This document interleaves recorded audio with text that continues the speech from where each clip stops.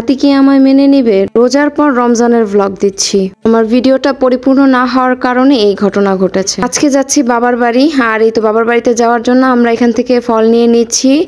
আর রমজানে যেহেতু বাবার বাড়ি যাচ্ছি, আমরা অলমোস্ট 15 রমজান পার করে এরপরে যাচ্ছি। আর এটা হচ্ছে আমার জন্য অনেক বেশি আকাঙ্ক্ষিত সময়, কারণ আমার মার একদম রমজান আমাকে ছাড়া শূন্য শূন্য লাগে, যেহেতু আমি বাসার মধ্যে সব সময় আমার জন্য ইফতার করা হয়, আর তেমন কেউ ইফতারের পাগল না আমার মতো। তাই মার রমজানের শূন্যতাকে পূর্ণ করতে আমরা চলে এসেছি।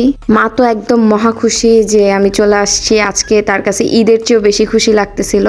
তো চলেন আমরা দেখে নেই ইফতারে কি কি আইটেম আছে। আমি কথা বলতে বলতে অনেক আইটেমই দেখে ফেলেছেন। Let's see.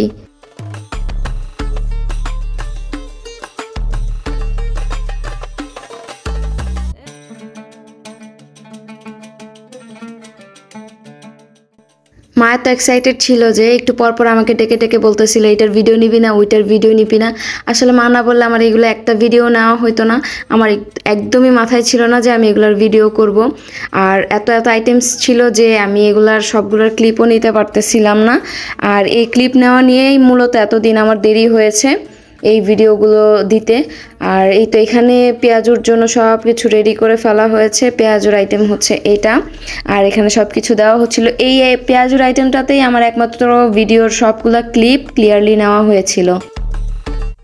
এখানে ইফতার আইটেম এবং রান্নার মানে হচ্ছে ডিনারের আইটেম দুইটাই একসাথে করা হচ্ছিল, এই জন্য মূলত আরও প্রবলেম হচ্ছিল। এটা নিব না ওইটা নিব আর কি, এভাবে করে নেওয়া হচ্ছিল।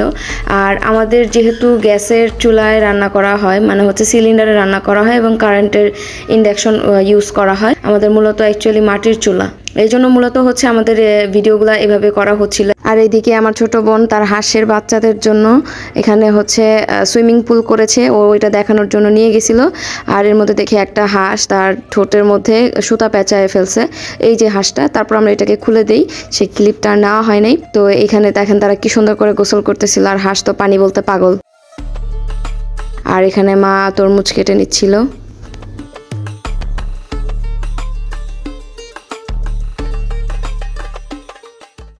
এদিকে আমার ছোট বোন এই যে এখানে আলুর চপ ভেজে নিচ্ছিল। মোটামুটি তার আলুর চপ ভাজা শেষ।